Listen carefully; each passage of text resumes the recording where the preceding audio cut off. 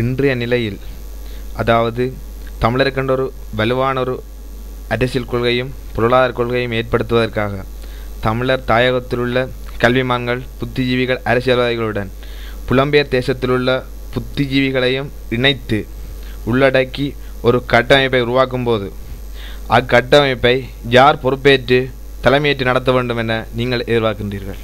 நான் நினைக்கிறேன் ஒரு கட்டமைப்பு ரீதியாக ஒருங்கிணைப்பதற்கான ஏற்பாட்டை இன்றைய நிலையிலே அந்த பொறுப்பு கூட்டமைப்பிடம் விழுந்திருக்கின்றது நினைக்கிறேன். வலுமான கூட்டமைப்பு தலைமைப்பிடம் இருக்க வேண்டும். அந்த கூட்டமைப்பு தலைமைப்பு இடத்திலே கொள்கைகளையும் முடிவுகளையும் எடுக்கக்கூடிய நிலைக்கு இருக்கின்றவர்கள் மக்களால் ஏற்றுக்கொள்ளப்படக்கூடியவர்களா இருக்க வேண்டும். வெறுமனே ஒரு பிரதேசத்தில் அல்லது ஒரு மாவட்டத்தில் அல்லது ஒரு தொகுதியில் அற்ப சொற்ப வாக்குகளோடு அதை பயன்படுத்தி நாடாளுமன்றத்துக்கு வருபவர்கள் ஒட்டுமொத்த தமிழினத்தின் தலைமையை போக்கை தீர்மானிப்பவர்களாக மாறக்கூடிய ஆபத்து இருக்கக்கூடாது. எல்லா தமிழர்களாலும் வடக்கு கிழக்கு முழு தமிழர்களாலும் ஐக்கியப்பட்ட தமிழர் தாயகத்தினால் ஓரளவுக்கேனும் ஏற்றுக்கொள்ளப்பட்ட தலைமையின் கீழே இந்த வியூகங்கள் வகுக்கப்பட வேண்டும். அத்தகைய நிலைமை இன்று இல்லை என்பதுதான் எங்களுக்கு மன வருத்தமான விடயமாக இருக்கின்றது. தனிப்பட்ட நபர்களுடைய அரசியல் செல்வாக்குகளை பதவிகளை தக்க வைப்பதற்கும் வளர்ப்பதற்குமான நகர்வுகள் முன்னெடுக்கப்படுவது கவலைக்குரியது. அவர்கள் முக்கியமாக புலம்பெயர் தேசத்துக்கு முகம் கொடுக்க புலம்பெயர் தேசத்தில் இருக்கின்ற எங்களுக்கு ஒரு விடயத்தை புரிந்து கொள்ள வேண்டும். எல்லோரும் இப்போது எங்களுக்கு இருக்கின்ற ஒரே ஒரு பலம் புலம்பெயர் தேசத்தில் இருக்கின்ற எங்களுடைய உறவுகளுடைய வலிமைதான். அதை ஆக்கபூர்வமாக பயன்படுத்தக்கூடிய நிலையிலே தலைமைகள் இருக்க வேண்டும். தாங்கள் புலம்பெயர் தேசத்தில் முகம் கொடுப்பதற்கு அல்லது தங்களுக்கு ஆதரவில்லை அல்லது தங்களால் அந்த ஆதரவை சுயரித்துக் கொள்ள முடியாது என்று கருதுபவர்கள் தங்களுடைய தலைமையை தக்க வைப்பதற்காக புலம்பெயர் தேசத்திலிருந்து தமிழர் கட்டமைப்பு ரீதியான செயற்பாட்டை ஒதுக்கி தள்ளுகின்ற நிலையிலே போகக்கூடாது. அதற்கு நாங்கள் அனுமதிக்க கூடாது. இந்த விடயங்களை கவனத்தில் கொண்டு நாங்கள் ஒரு திட்டத்தை வகுக்க வேண்டும். நீங்க சொல்கின்ற பொருளாதார திட்டம், அரசியல் கொள்கை வகுப்பு போன்றவற்றை செய்ய வேண்டிய கட்டமைப்பை உருவாக்குவது இன்று தமிழர் தலைமை என்று தங்களை கூறிக்கொள்கின்ற தலைவர்களுக்கு உண்டு. அவர்கள் அதை புரிந்து கொண்டுள்ளார்களா என்பதுதான் கேள்வி. அதை நாங்கள் அடித்து இடித்து உரைக்க வேண்டியவர்களாக இருக்கின்றோம். தொடர்ச்சியாக இந்த எதிர்ப்பு அரசியலை தமிழ் தலைமைகள் முன்னெடுத்து வருகின்ற மூலம் ஏதாவது ஒன்றை சாதிக்க முடியும் என்று நீங்க நினைக்கிறீர்களா? ஆதரவு அரசியல் எங்களை ஏற்கனவே ஆதரவு அரசியல் நடத்தி சிங்களத்துக்குள் அடங்கி போனவர்களோடு சேர்ந்து அடக்கிவிடும் ஆபத்து இருப்பதையும் நாங்கள் கவனத்தில் கொள்ள வேண்டும். எதிர்ப்பு அரசியல் என்பது ஆதரவு அரசியல் என்பது அற்ப சொற்ப சொல்கைகளுக்கு உதவக்கூடும். ஆனால் அது ஒட்டுமொத்த தமிழினத்தின் அபிலாஷைகளை அமுக்கிவிடவும் வாய்ப்பாகிவிடக்கூடும், சந்தர்ப்பம் அளித்து விடும் என்பதை நாங்கள் கவனத்தில் கொள்ள வேண்டும். நீங்கள் ஒரு அரசியல் அவதானி, தமிழ் புத்திஜீவி, 30 வருட கால அனுபவம் கொண்ட ஒரு மூத்த பத்திரிகையாளர் என்ற நிலையில இருந்து இன்னைக்கு தமிழ் தேசிய கூட்டமைப்பிலிருந்து அரசுக்கு ஆதரவு வழங்க முன்வந்திருக்கும் பிஎஸ்ஏன தமிழ் தேசிய கூட்டமைப்பின் வரலாற்றிலேயே இப்படி ஒரு விடயம் இதுதான் முதன்முறை என்று நினைக்கிறேன். இப்படி ஒரு தமிழ் தேசிய கூட்டமைப்பிலிருந்து அரசுக்கு ஆதரவு தெரிவிக்கின்ற நிலைமை இந்த வேறு இப்பொழுது தமிழ் தேசிய கூட்டமைப்பை பற்றி பல்வேறு அவதூறுகளும் கூறி வருகிறார். இது பற்றி உங்களுடைய கருத்து என்ன? என்ன நினைக்கிறீங்க? நான் நினைக்கிறேன் அவருடைய நேர்மை தன்மை விடயங்களை யாராவிற்கு அவர் கூறுகின்ற குற்றச்சாட்டுகளில் பல 5 மாதங்களுக்கு முன்னர் தேர்தல் நடைபெறக்கு முன்னர் இருந்த நிலைமை பற்றியது. அத்தகைய குற்றச்சாட்டு கூறியவர் தமிழ் தேசிய கூட்டமைப்பில் இணைந்து தேர்தலில் நிற்பதற்கு அருகதையற்றவர்.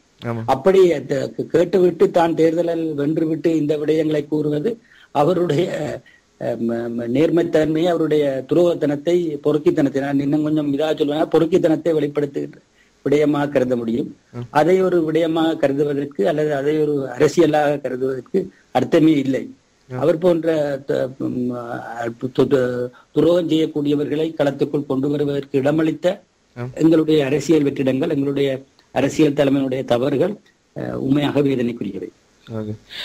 தமிழ் தேசிய உரிமைக்கான போராட்டம் நடந்து கொண்டிருந்த காலத்தில் நீங்கள் பத்திரிகை மூலம் ஆற்றிய பங்கு அளப்பெரியது, அதை மறுப்பதில்லை. ஆனால் போராட்டம் முடிவுக்கு கொண்டு வரப்பட்ட பின்னர் சுமார் 1.5 வருட காலத்துக்கு பின்னர் பத்திரிகை துறையை விட்டு விட்டு விலகி கொண்டீர்கள். போராட்டம் முடிந்து இன்றைய நிலையில் தான் தமிழ் மக்களுக்கு ஒரு அரசியல் விழிப்புணர்வும் அரசியல் அறிவூட்டலும் மற்றது இந்த தமிழ் மக்களை ஒன்றிணைக்கிற பாரிய பொறுப்பும் இருக்கின்ற இந்த நிலையில நீங்கள் உங்களுடைய பத்திரிகை துறையை விட்டு விலகி கொண்டது நியாயப்படுத்தக்கூடிய விடயம் என்று நினைக்கின்றீர்களா? அதே ஒரு தவறாக நீங்க உணரவில்லையா? மிக நியாயமான ஒரு கேள்வி, பொருத்தமான கேள்வி. இத்தகைய கேள்வி எங்கிருந்தாவது வருமா என்று நான் பார்த்திருந்தேன். இந்த 31 வருட காலமாக நான் பத்திரிகை துறை ஊடாக ஆற்றி வந்தது என்னுடைய நெஞ்சுக்கு நீதியாக, என்னுடைய மனச்சாட்சிக்கு நியாயமாக நான் எழுதக்கூடிய நிலைமை எனக்கு இருந்தது. இலங்கை சட்டத்துக்கு உட்பட்டு கூட பல்வேறு விடயங்களை வெளிப்படுத்தி அந்த போராட்டத்தின்பால் மக்களை திரட்டுவதில் நான் நினைக்கிறேன் வேறெவருக்கும் குறைந்த அளவில் இல்லாமல் நான் அந்த பணியை ஆற்றியிருக்கின்றேன் என்று நினைக்கின்றேன். அந்த போராட்டம் மிக நெருக்கடியான காலகட்டத்தில் இருந்த போது கூட நான் அனுபவித்தது உங்களுக்கு தெரியும். அதன் பின்னரும் 1 வருட காலம் நான் இந்த பணியிலே இருந்திருக்கிறேன். அதன் பின்புதான் நான் வெளியே வந்திருக்கிறேன். வெளியே வந்ததற்கு ஒரு காரணம் உண்டு. நான் ஆற்றுகின்ற பதவியிலே கதிரிலே இருந்து கொண்டு என்னுடைய சிந்தனைக்கும் மனச்சாட்சிக்கும் நியாயமாக செயற்பட முடியாது என்ற நிலைப்பாடு எனக்கு ஏற்பட்ட போது நான் விலகி கொண்டேன். அந்த பதவியில் இருந்து கொண்டு நான் என்னுடைய பெயரையோ அல்லது என்னுடைய வருமானத்தையோ வசதியாக தக்க வைத்துக் கொண்டிருக்க முடியும்.